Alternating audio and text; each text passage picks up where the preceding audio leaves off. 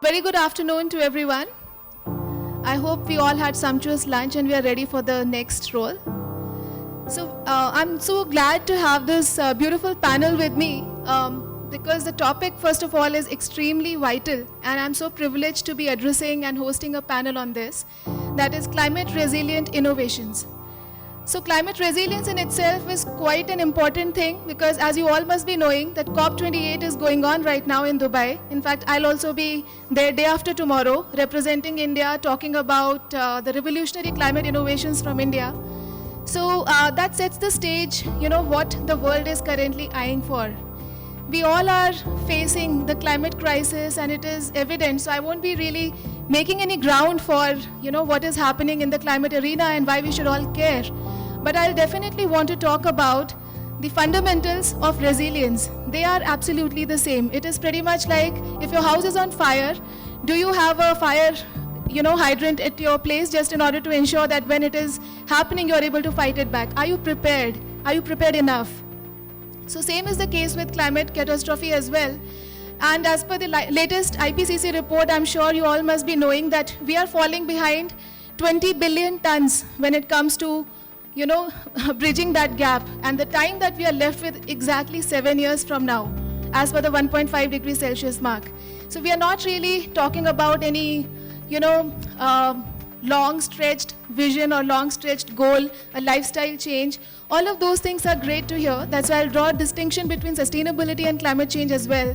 Sustainability is a choice, it's a way of life. However, climate change is a scientific phenomenon which is happening, and that requires immediate, urgent action. And that's where climate resilience comes into play.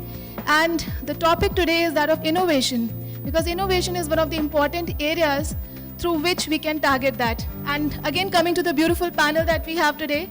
So we are actually mimicking one of the nature principles, that is diversity and inclusion. And the panel today is extremely diverse. We have someone who is a regeneration practitioner. We have a research and analyst from a think tank. We have a finance mechanism expert. We have expert Mr. Hari TN, who is really, he needs no introduction. He's been one of the startup mentors for a very long time. And today in his capacity, he will be talking about innovations in the field of climate. So with that, let us start the panel today. My first question I would like to route to Mr. Krishnan. So the idea is, when we talk about nature-based inspiration and when we speak about sustainability and climate action, very often people draw a parallel between the two. Since you have been working on regeneration for such a long time, would you like to draw a comparison with that? Sure. Thank you, Gayatri. Folks, this is purely my last 5 years' work waking up at 4 in the morning. And what I see as a connection to what you just now said, we said, why not we create a model where you can actually grow a fast-growing forest and make sure that you're able to extract some portion of it every year, annually, in a sustainable basis, and use it at scale to reduce fossil fuel consumption. And I think here is the connection for you. So it has taken us time to find that magic plant, which we found in bamboo. And then we formed a private limited company. We are a for-profit company based off UK. We have chosen as our first trial location as South Africa. And we intend growing a very large forest there. While we are creating it, we will be touching upon many positive aspects which are required under sustainability and which will help us to fight climate resilience. Them being soil health improvement, water management, smart water collection, and smart utilization of water using drip irrigation. Then using the community, engaging with the community in an interesting manner, where we are in a position to give them livelihood, new jobs. You are able to engage with the women empowerment as well as entrepreneurship. All this if we can ride on the current trend for financing, which is carbon, if we can put all these things together and create a model where the bamboo solutions are many. I'm not going to get into all of that right now. It is suffice to say, it touches energy, it touches material solution, it is also for pulping for paper and textiles. It has many end users, including green hydrogen production. So what if we can put together and create a blueprint, and in this direction, we have already come quite a distance in our journey, and I will rest here and allow you to continue. I'll come back as to what we have done later. Sure. Thanks, Krishna. That was a beautiful start to the discussion. So building on to the adaptive and innovation aspect of building resilience, we have to get into solutions that are more adaptive, solutions that are more innovative. And when we talk about innovation, first thing that comes to mind is that of technology. So now I'll come to you, Hari. If we speak about technology, most of the people, especially this is a big gathering, and AI, ML, blockchain, that is, these are the buzzwords that are basically taking the center stage. Would you like to talk about some of the fundamental technologies and how do you see their connection, as you had very beautifully mentioned the day before, how it connects with globalization and the disparity in consumption patterns, and how do you tie it down to what kind of innovations are required to address the basic challenges? So I think let me just start with a bit of a historic macro perspective of this problem and the nuances, because that will help us figure out what shape the solutions will take. So it's been 250 years of industrial revolution, technological advancement that have created the comfort that we are all experiencing today. And these are comforts that we've pretty much gotten used to. And globalization has made life even wonderful. I think many of us are able to experience products which are produced in other parts of the world. Many of us eat fish and salmon and other stuff which is, got all the way from Norway. So globalization has created these wonderful supply chains. Our life standards are amazing. We live in a 4-bedroom apartment, 4 bathrooms, 3-member family. So, the kind of luxuries that we've all gotten used to in some ways, continuing this is really the problem that we are facing. In fact, one of the consequences of all the progress that we have made and the byproducts is all the climate problems that we are experiencing. So while discussing climate problems, I think it's also, important to realize how difficult it is for all of us to give up what we already have. And from time to time, I always get the impression that this problem is pretty much unsolvable for many reasons. This being one, the other being that different parts of the world, different communities are at different stages of economic advancement. And what works for one community may not work for another community. We may care for climate change, but some people, who live in rural parts of India struggling for just rising up the economic ladder may not care as much. So the incentives are so misaligned that, getting agreement, alignment of incentives seems such a difficult thing. So for a very long time, I've been pretty much hopeless that this problem can ever be solved. And like all extinctions in the past, one more extinction is also likely to happen. But I think, one has to stay a little positive. And the way I think about it is that good intent did not lead to the comforts of today. Similarly, good intent will not solve the problems of today. The technology which created these comforts in some ways has to also be an answer to the problems that it has created. So I see some companies working very quietly in the background, producing these technologies. And these technologies to me have to be produced by profit-seeking entrepreneurs.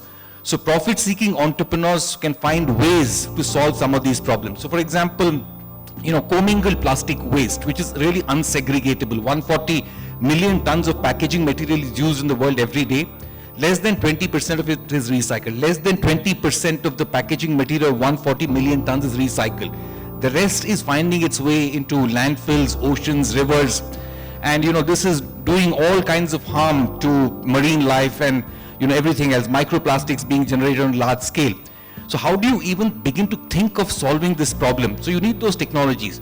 I think technologies are coming out, in many ways, but only a few of them really solve the problem at the root. Many of them, pick up these plastics, heat them, convert them into slabs, which again begins to regenerate microplastics after a while. So Steer is a group of companies, Steer World. It's been a small company in Pune, 30-year-old high technology company. it's produced about 4 or 5 very interesting technologies that eventually address the problem of climate resilience. The first is really, should we talk about it or we'll talk later? We will come to that. Awesome. Great.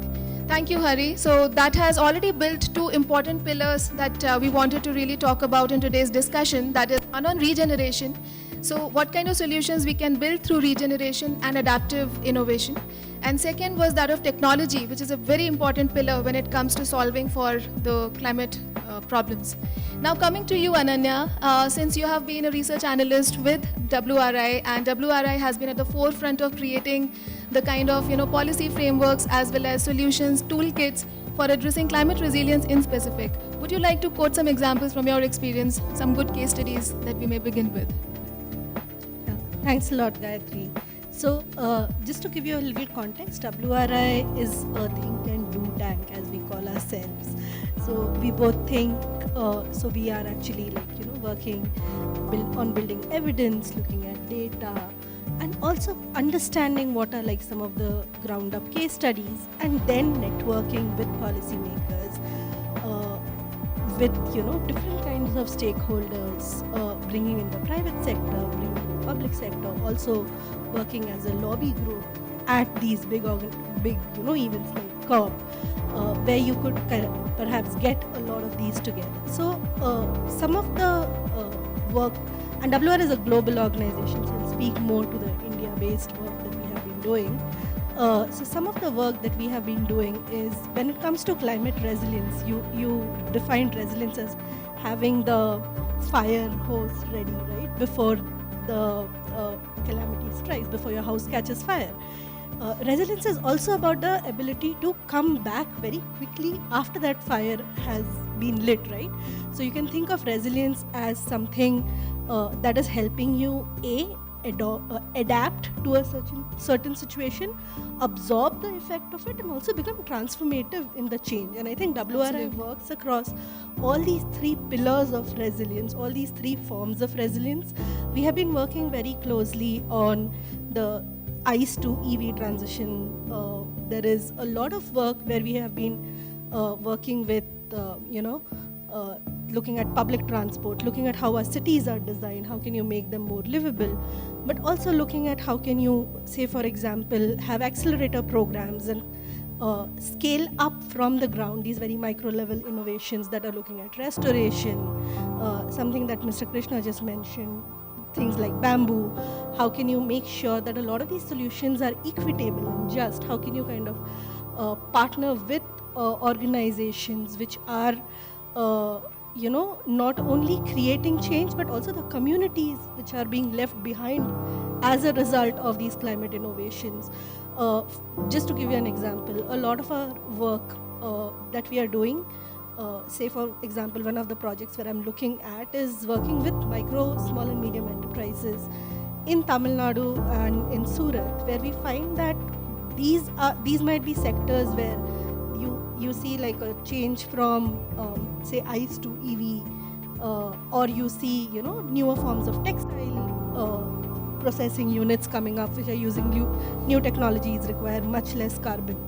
But a lot of those impacts are felt in communities way back in Odisha, in Bihar, in UP, where the workers are coming from. So how do you ensure a lot of this just and equitable transition? How do you ensure climate information services? How do you ensure climate finance, which I'm sure Pamli will talk about? These are some of the broad spectrum of the work that WRI does. Okay, great, Ananya. So coming to you, Pamli, so see, one of the important points that Ananya just made, that was around, the kind of innovation at the social level, open innovation, and there is a dire need in our country to have such, ecosystems that will, through which the innovation will thrive more and more. Especially when it comes to a developing country like India, it is important because we are having that kind of digital backbone that we will be able to leapfrog when it comes to developing at the level of developed countries, and we may not even take that much time when it comes to that. But having said that, an important element which remains missing, that is the funding gap, right? So how do you think, organization like PFAN addresses that, and what kind of instruments have you built to take care of solutions? Thanks, Gayatri. Thanks a lot. Yeah, so it's quite a heavy session for post-lunch. I'll not go into too many details of numbers, but yeah, so I'll build a bit of basics, right? So basically when you look at financing, there are two aspects to it. When you talk about climate resilience, there's one part around the community being resilient, right? Community being able to deal with the climatic events, being able to deal with the loss of food, loss of livelihoods, loss of life, loss of property. So A, which is what Ananya was also referring to, is building communities which are resilient. And then B is the other part of it, building solutions which are themselves resilient. So in fact, when I was with WRI at some point of time, not too long back, we were looking at how do you integrate these elements of resilience into solutions which are helping communities become resilient. So we went to these rural areas where we saw a lot of solar panels and batteries lying out there not being used, particularly the ones which were being installed in government offices, government hospitals. Why? Simple issues like, the flooding happens in Assam and they put the battery somewhere on the ground floor, somewhere in the basement area. No one thought about it. So that's a big issue in terms of building the resilience of the solution itself. So when you look at finance and innovation, I would say there are two parts to it. One, look at financing in terms of how to provide access to communities to these solutions. So essentially this is financing for the communities, financing for the end user, which is a very different kind of financing, very different kind of problem set that we have. And then second is basically looking at financing for the entrepreneurs to support their projects, to support their companies. So I think there is innovation on both the sides which is required, and I would link it very closely with the business model and the technology. Because finance by itself is incomplete unless you connect it with the type of model that is being implemented. And the examples which I think in the next part I will talk about will be very closely linked with the type of business model. In terms of PFAN itself, which I forgot to introduce. So PFAN is again a global entity. It's a private financing advisory network. It's a network of experts, and I would welcome everyone in this room who is a part of the climate change community to become part of that community as well. The idea is that we provide mentorship for free to companies in this space, which are mostly post-revenue, which have some kind of an idea which is already being implemented in the market. It's a global entity. We have been around from 2006. The companies that we have worked with have together kind of raised around $3 billion, so that's quite a big amount. The whole idea is to bridge that gap between a startup ecosystem and the investors. So we see that a lot of investors, many in this room maybe as well, are keen to invest in this space, but they are unaware of which direction to go, how to invest in. And then there are the startups who have these brilliant ideas, but they don't know how to take that idea from ideation to the kind of investors. Also, I must say that at many a times, I myself have been part of the startup community. We think our idea is the best, but at times when we are trying to present it to the investors, it's not the easiest, and I think we all have faced that, right? So I'll come back to kind of specific examples in the next stage, but let me pause there. Okay, thanks, Pamli. So building on the, part of technology, Hari, since we left there, technology is an enabler and we all agree, right? So I would like to just draw a distinction between technology and innovation here. So many people think that, innovation in itself can be of various kinds, and which is absolutely true. But when we look at any one technology, can that one technology be deployed into developing several kinds of solutions? Will that lead to several kinds of innovations? That is the question which we often ignore. So when it comes to deployment of a particular technology in creating novel solutions, and we have so many examples of that, and that's how the world functions, and that is how nature also functions. So I would like to pass it on to you, Hari. So when you spoke about this organization in specific, STEER, so how is it utilizing the fundamental technologies to develop various kinds of innovations addressing core climate problems? So STEER World is a 30-year-old company founded by someone called Dr. Babu, who is probably one of the best materials transformation scientists in the world. And typically scientists find it very difficult to build businesses, but he's done an awesome job of doing a business for the last 30 years.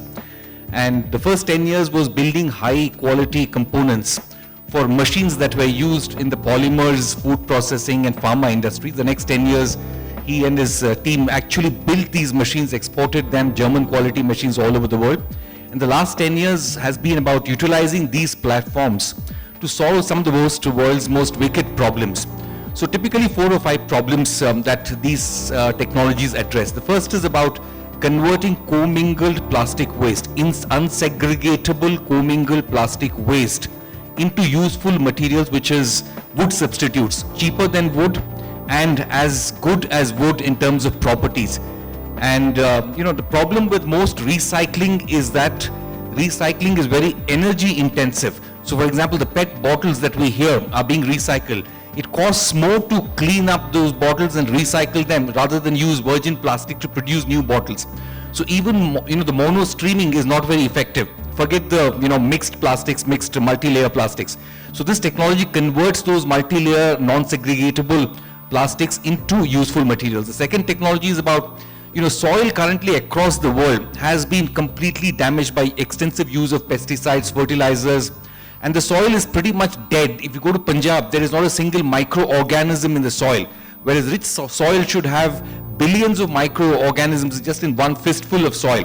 Across the world, in the US, in the prairies where farming is done on a large scale, the soil is pretty much dead. This is a big problem waiting, to show up and cause further harm to all of us.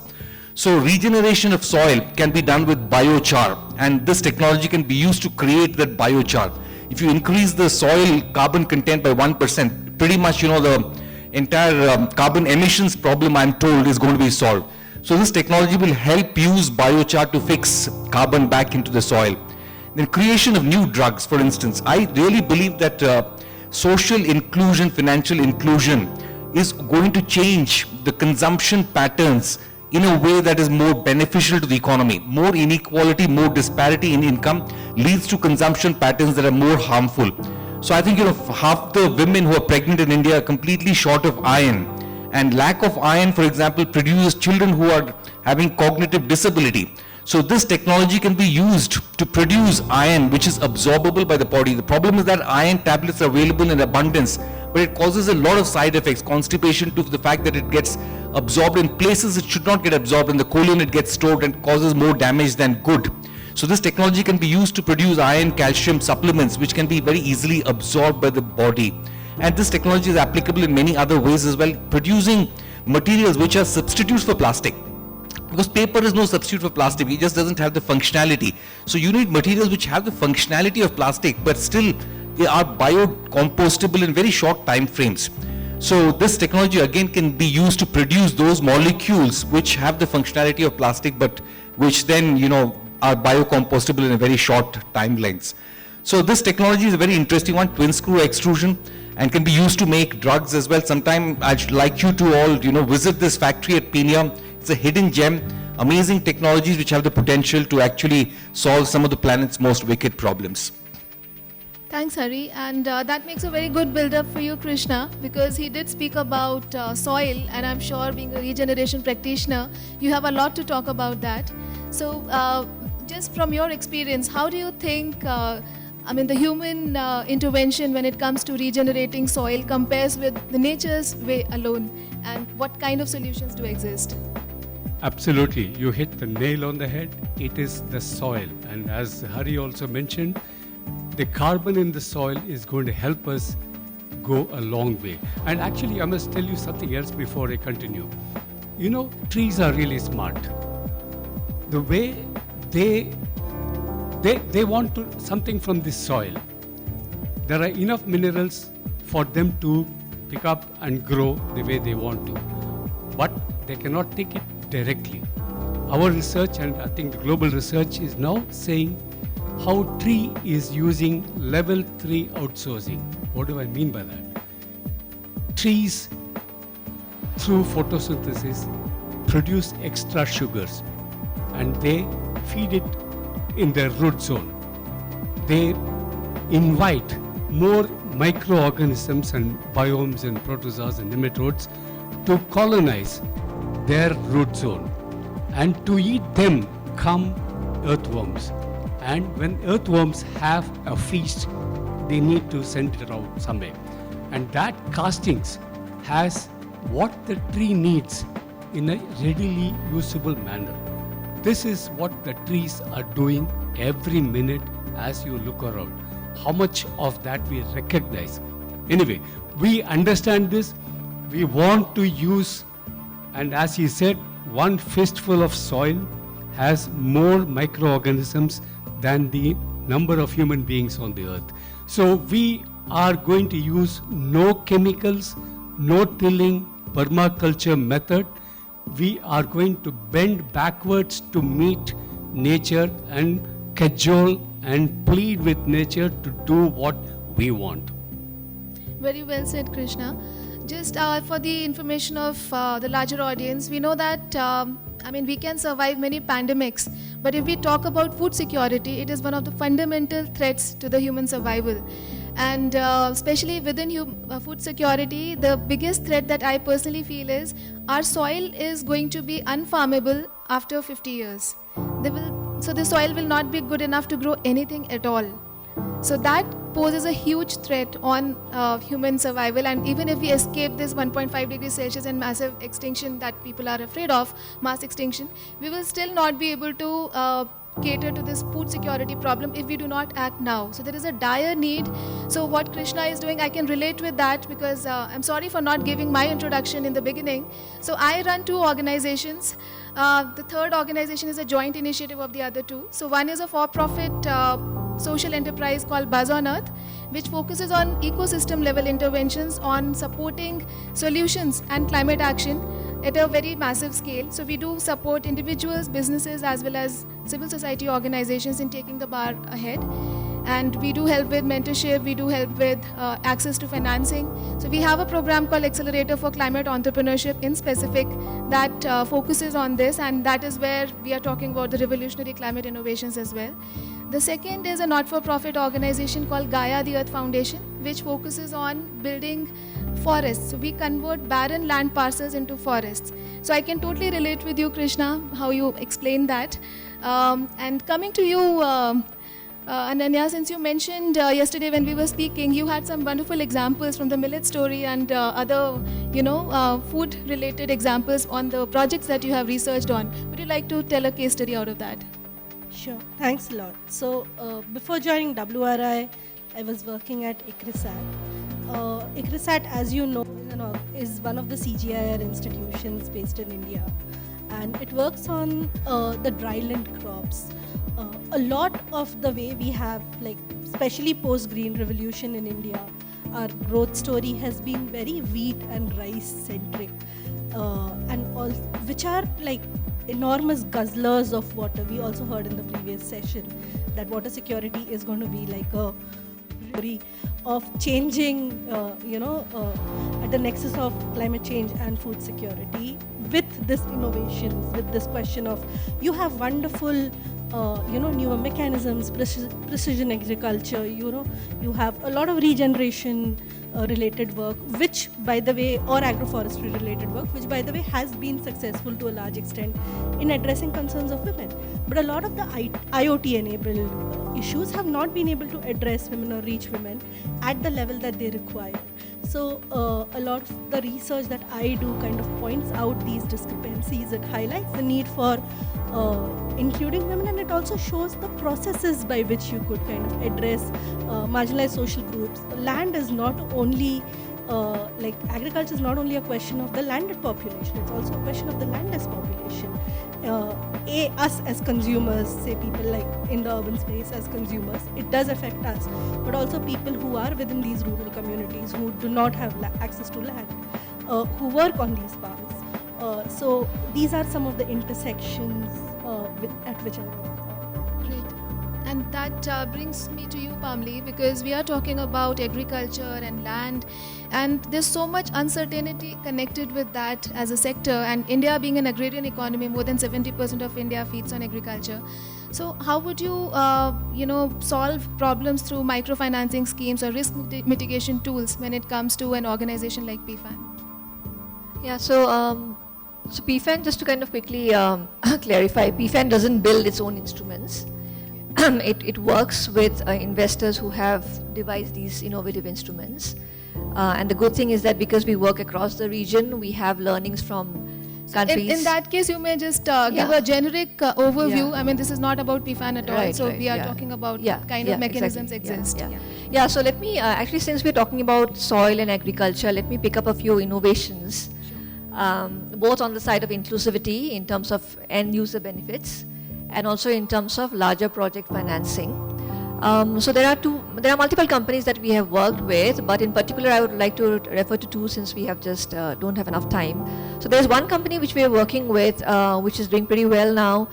They have created this whole solution around pay-as-you-go as a service, for energy. So instead of kind of you investing in the irrigation pump as a farmer, as a marginal farmer, as a landless farmer who's going to work in a kind of a marginalized land piece, they have created pay-as-you-go as a service, which actually improves the ability for any farmer of any income to go and participate and to kind of be beneficiary of those energy services, which essentially is going to help them in improving the quality of the soil, the quality of the land, and the quality of the agricultural output. So that is one example. I wouldn't like to name the company out here because I'm not kind of biased or unbiased against anyone, but happy to connect separately with anyone who wants to be kind of connected with them. The second is actually a company which is working in cold storage space. So we have multiple companies with whom we are working in the cold storage space, but there are some which have really kind of stood out and been there and proved their model. So these guys, they basically have tied up with the banks. Given that the solutions are relatively costly for the farmers, so it goes anywhere between 10 lakhs to 15 lakhs, they have managed to tie up with the banks, which has provided the kind of basic support for farmers to go ahead with the investing in the solutions, plus the subsidy scheme which is already there, which actually reduces the price of these cold storage rooms by quite a bit, like almost 25 to 30%. And the beauty of these cold storage rooms, again linking it to the business model, that why we see this as a successful model, a successful financing opportunity, is because unlike a lot of issues with cold storage storages where you have just one temperature set for all kind of crops and vegetables and fruits, they have actually different options for different temperatures to be set for different kinds of crops and vegetables, which A, increases the ability to reach out to multiple farmers, and B, which also helps in reducing the losses. So they have reduced losses at the farm level to almost 5%, which again makes the whole model attractive for financing. So it's very closely linked, as I said, in terms of the business model and the kind of financing model. So these are two examples on the inclusivity side. Now if you look at the project financing side, there are the larger organizations which are at play out here. I'd particularly like to call out on ADB Ventures because they have been working in depth in South Asia, in India, in the other countries that I am working in. And basically the kind of thing that they have done is the solution that they have created is backed by the government, which essentially reduces the risk associated with project financing. And the second example that I would like to quote, in fact I was just looking at it today morning, is the Global Innovation Lab for Climate Finance. So they, in 2023, they kind of presented a 800 million facility. 800 million, it's pretty big for the whole of Southeast Asia and South Asia. Within that, they're particularly working on in India. So they have created these like 65 to 70 different financial innovative solutions. So I would really request anyone who's interested in the space to go to their website and look at it. It's called Global Innovation Lab for Climate Finance. So they have, in the context of India, they have created this credit guarantee mechanism, plus a TA which is being offered by Wilgrow, a technical assistance which is being offered by Wilgrow. And Wilgrow is also doing great work in this space, which essentially kind of helps these SMEs and MSMEs to go ahead and get collateral-free debt. So there are some other organizations like Caspian Debt, which are also in the market, which are providing collateral-free debt. Obviously, there are kind of pros and cons to collateral-free debt, but we are definitely seeing an increasing kind of appetite for these kind of newer innovations. Plus, obviously, the whole world of blended financing, where there is some kind of grant money or patient capital which comes in to catalyze any investments being done by private or commercial investors. But the end of the story in terms of baseline is I see a lot of these startups need patient capital, need that grant money to actually kind of go out of the lab and to test their product. And that we have to accept till the time they become commercial entities. So let me stop there. Sure. So, Hari, just coming to you here because I recently read, we've been following COP28 very closely, and Kate Branded from Google, the Chief Sustainability Officer, she happened to mention something about the moonshot innovations, because we are talking about, when it comes to all the solutions that often the existing, especially IGOs that are talking about, we're always looking at some of the incremental solutions and incremental innovations. But the climate change is a problem that requires some disruptive solutions, some disruptive innovations, something which will help us, jump decades together, because we do not have the luxury to progress at the pace at which we have been progressing in last few decades, and we can continue to have COP28, 29, 30, and it will go on for next 50 years, and we won't be even here then. So that calls for some kind of, I would say, a strategic way to bring in the collaborative forces. We have to bring in the potential of these various excellence pools that a country like India has, or any other developing country. I'm quoting India again and again because I'm personally very fond of ensuring that India develops the right way and sets a model for the rest of the world. So what kind of, theories or what kind of systemic changes do you propose to make that happen? See, I think, history offers us a lot of lessons. 1973, on the day of Yom Kippur, Egypt and Syria, made a blitzkrieg into Israel and attacked Israel. Israel was shocked, but they did fight back, and the Arab nations lost that war. But Arab nations did something very interesting, which is they increased the oil prices by 400%. And that was their way of hitting back at Israel and all their allies. So when there is a disaster, I think innovation is automatically spurred. When oil prices went up by 400%, all countries that did not have oil began to rapidly innovate. Japan came up with, cars that were optimizing for fuel consumption. Until then, nobody cared to build cars that optimize for fuel consumption. They were all gas guzzlers built in the US, Japan. But Japan began designing cars that were, very low usage of gas. France, under Mesmer, went on to adopt nuclear energy like never before. Today, 75 to 80% of all French energy comes from nuclear energy. Many countries, Finland, for example, I think it's about 80% of all its energy comes from wind. So lots of, these technologies get adopted only when there is a crisis. My belief is that if there is no crisis, nothing really happens, nobody moves the needle at all. So I think a crisis is essential, somewhat like what happened in 1973. And I really believe there are two types of innovations. One is continuous innovation, incremental as you said, and one is the breakthrough kind of one. The breakthrough, I think, cannot be designed for, in my opinion. I think it just happens by chance when a few factors come together and some things begin to change. I think incremental innovation is actually quite very, very powerful. So for example, solar, so much of improvement has been made. My daughter is actually working for a company which is committed to laying out solar farms in Australia and getting Australia moved to complete solar energy in the next 7-8 years. So what she tells me is that, the solar panels, the photovoltaic cells, if the temperature of the photovoltaic cells can be reduced by 4 degrees, then the efficiency of conversion of light to electrical energy can improve by 30%. So 4 degrees reduction can be done without using any forced convection. It just can be done by, vortex inducers placed at the right places. So incremental, I think, advancements, incremental improvements, if done very systematically, can take us to a level where all these new energies will be much cheaper than fossil fuels. And if it's done on a much larger scale and if it becomes really efficient, then I think market mechanisms will ensure that fossil fuels are no longer consumed. But those who own fossil fuels, those who control fossil fuels, I'm sure they don't care about climate change. They care a lot more about enhancing their wealth, and they will go all out to ensure that new forms of energy don't happen. As far as breakthrough innovations are concerned, I'm not really don't have a deep understanding of what kind of breakthrough innovations are possible for sustainable energies. I have no idea. Great. I'll move on to the same question to you, Krishna. Since you come from the regeneration practices background, so what kind of breakthrough solutions do you foresee that can help us, skip decades of work and, move on to the climate action needle much faster? Yeah. See, the one that I firmly believe is rebirth of nuclear energy, especially with the safety features addressed and taken care of squarely.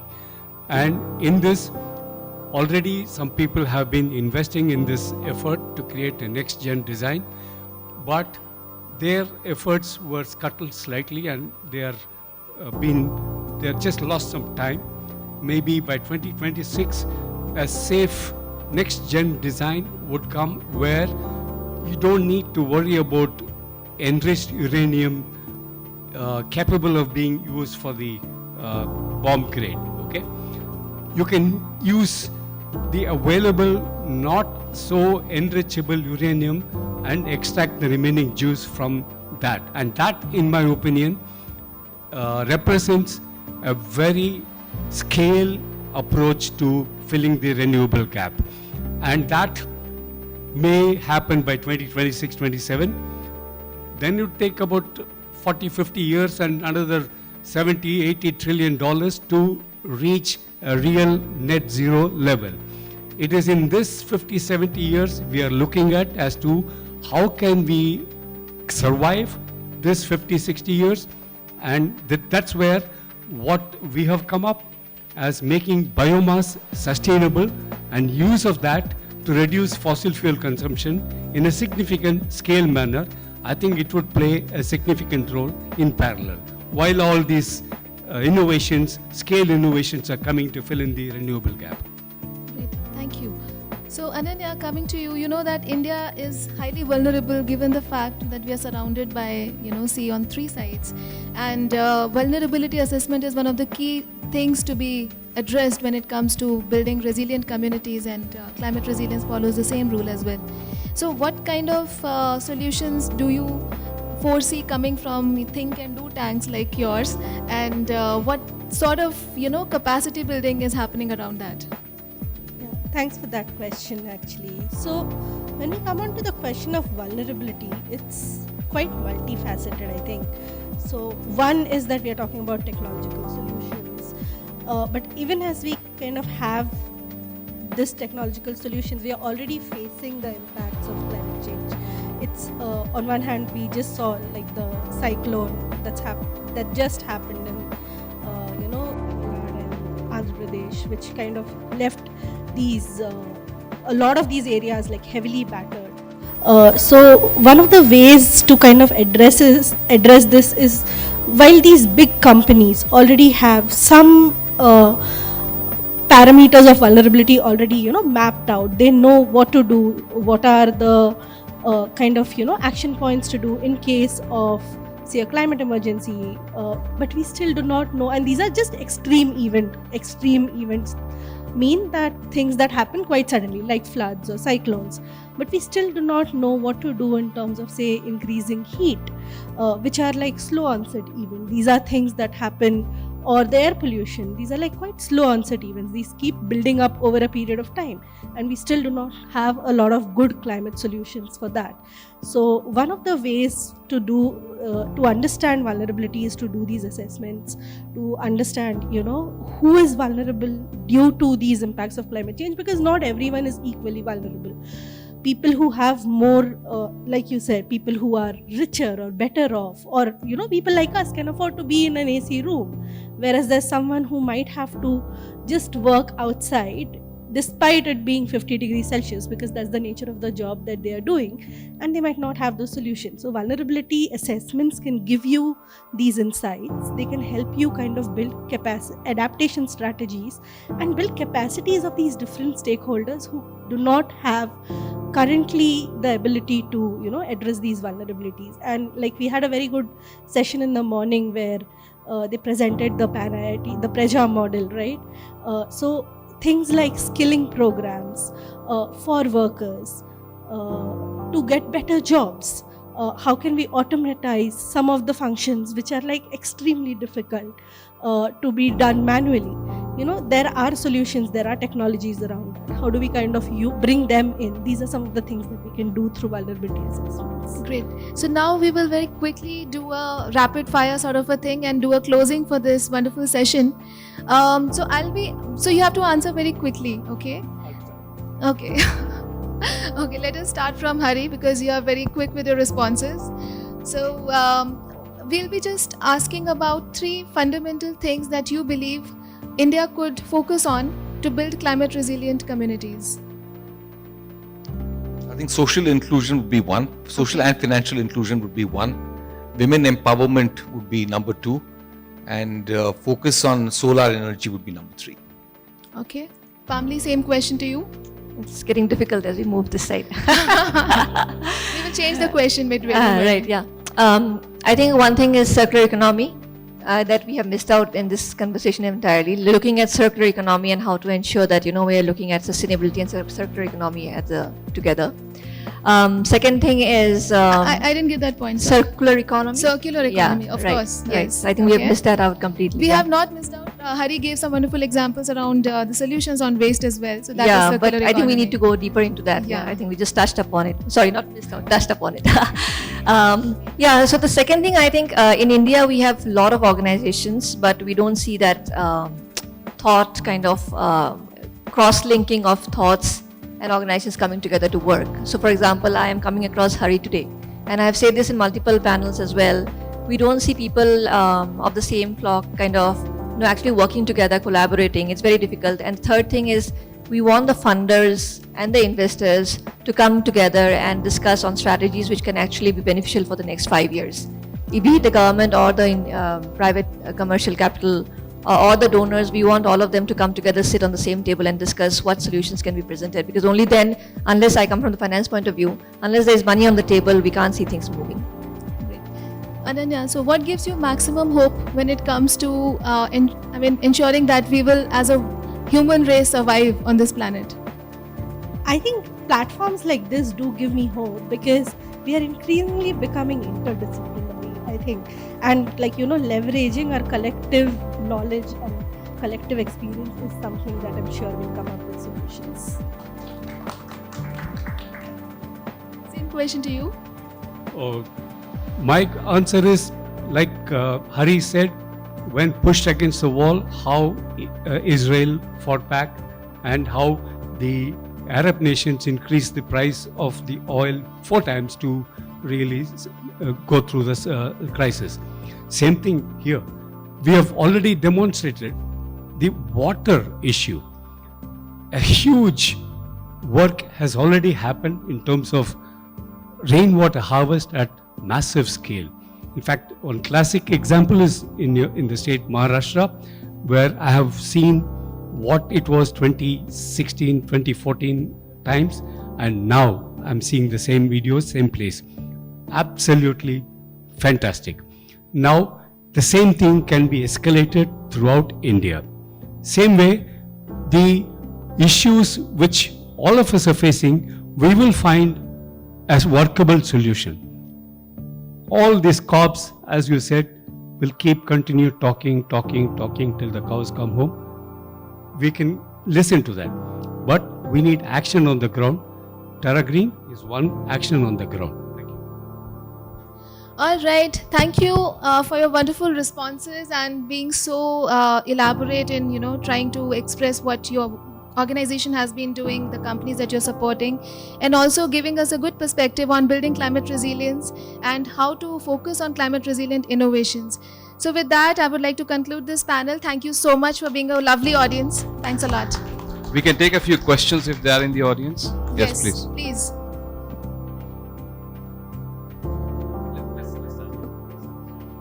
Hi, Dr. Ananya. So first of all, nice to hear from you. And I am actually part of some of the climate action plans that are being prepared for the cities. So as a reviewer and as a contributor, so first of all, exercise something that we are doing. So congratulations on that. My question is how hopeful you are about the implementation of these action plans, because we've been making plans. So how hopeful you are? So I think that, should I respond? Yeah. I think, recognizing the problem is a big part of at least acting upon them. So, for example, India underwent this massive, the NAPCC program, right? The National Adaptation Plan on Climate Change happened way back in 2008. And we do see that we are working towards those goals. What needs to be done right now, and I think what is already being done, is micro level plans, city level plans, village level action plans. So not looking at translating a lot of these global goals. It to a person in the village, it does not matter. They would not directly understand what this 1.5 or 2 degrees means to them, right? Absolutely. What means is that, how are their local needs meant? If they face a cyclone or if they face a heat wave, how is it that they are adapting? So I think a lot of these adaptation plans need to be go very granular, go very localized, and it's only at that point where a lot of action can happen. We are doing some work in Tamil Nadu, and I'll welcome you to have a separate conversation. Thank you. My name is Jagdish. My knowledge is limited in these areas. Just listening to you all, food security, water security, climate change, is it all dependent on soil, saving soil? So is there, instead of focusing so much on each individually, if at least on the soil thing, if it's scaled up, some solutions like you take it to the government level, policies, fund the government instead instead of funding individuals because government needs debt or whatever, to finance it and scale it up. Is that a better way to go? And instead of everyone working on their own.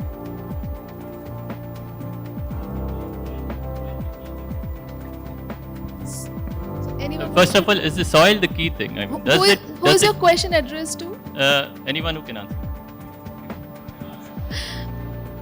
Jagdish, I think your point is right. That's one of the reasons at Terra Green we recognize the importance of soil. You fix the soil and the rest of the things will follow. But I want to make a mention about Pamli's sector, what she's talking about, finance. Today, the concrete is already poured on carbon taxation. So when you have a balance sheet and you have the concrete which is getting hardened in terms of the carbon tax becoming more and more for sure, as well as the dollar per ton is increasing significantly. I believe in Washington, they have started using $190 for social impact of carbon. So that is the recent cost they have assumed. All these things will provide the pathway, new paths for finances to flow in this path. When you have a plan to regenerate soil without chemicals and you are in a position to put together large-scale plants, finances will follow, the community livelihood will happen, biodiversity will happen, water security will happen, food security will automatically happen. When you grow a new forest, there will be new precipitations. So water is there. It's a question of how do you manage them in a smart manner. And if I may just, sure, Hari, please. Okay. So, I just had watched this documentary called Kiss the Earth on Netflix last year. Kiss the Ground. It was a wonderful one. After watching that multiple times, somewhere I was convinced that soil is the answer to pretty much everything that we are talking about. But I think the answer is also difficult to implement. Like most implementation, there will be challenges because it involves giving up short-term gains, which means you must stop using pesticides, fertilizers, chemical fertilizers, all of those, which create harm in the long run. But in the short term, they seem to produce some, gains. So I think while that may be the answer, most answers are not very easy to implement to the ground. And that's the reason why I feel you need to try multiple things. That's okay. I'll be loud enough. The last person will be able to hear. Don't worry. It is not a question. It's some comments I would like to make. Number one, soil improvement. It's adding carbon. There are processes and there are groups who have developed ways of absorbing carbon just to avoid pollution.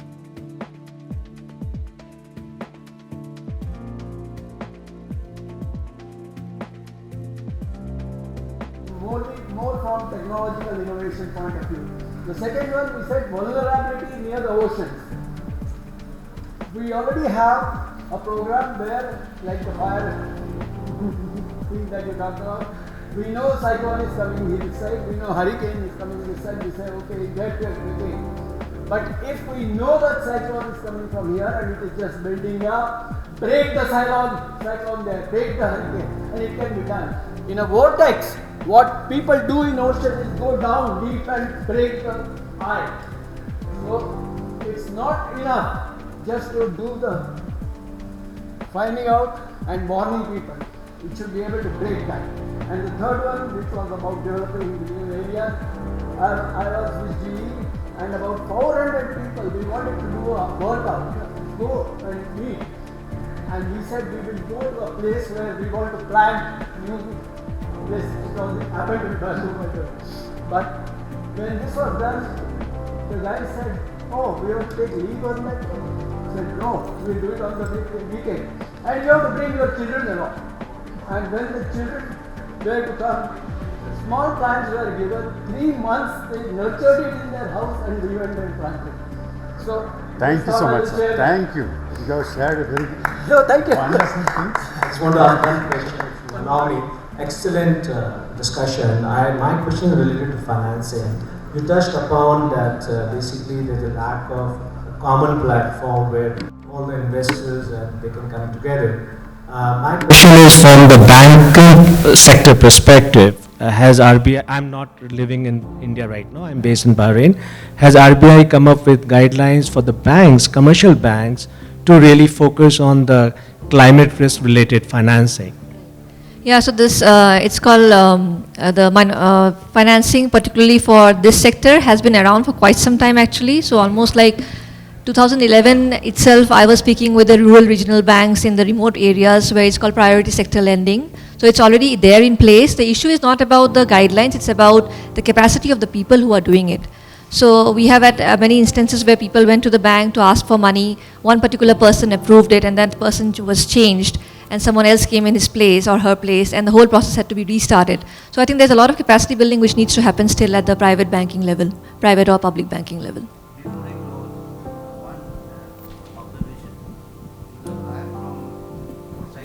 Technology think tank. What everybody is running after solar, but what will happen after 20 years when end of life solar cell will go? Is there any thought on that? It will be another menace to how to manage that waste. Time has come to think about that. Chinese working on it. Thank you. Like everything else, there's always an opportunity and a threat. So recycling business and recycling industry at one point of time will be larger than manufacturing industry. So let's close on that level. And Saurabh, over to you. Right. Thank you. We'll allow one. Sure, no problem. Yeah, please. You've been waiting. No, is it on? Yes. Yeah, this question to Mr. Krishna and Mr. Hari. There are 2 points. One point which you mentioned about bamboo in South Africa. Now, do we have similar programs in India to improve our climate resilience and about carbon, increasing the carbon in the soil? Do we have any specific programs in India to improve the carbon in the soil and or is it all only in pockets that we are doing some work? Thank you, sir. The second question I may answer. First one. Okay. The first question, in fact, whether it is South Africa or India, it doesn't matter. The concept that we are evolving is replicable throughout the globe. Wherever there is land, you can grow things, you can grow bamboo. And you asked about bamboo solutions. Bamboo has several solutions: energy, electricity, you have material solution, you have pulp for paper and textile and handicrafts. So many solutions, all of them are aimed at climate resilience. I think I can take things offline, I can talk to you. India is happening slowly, it will happen, and when you find all other things happening, India also will follow.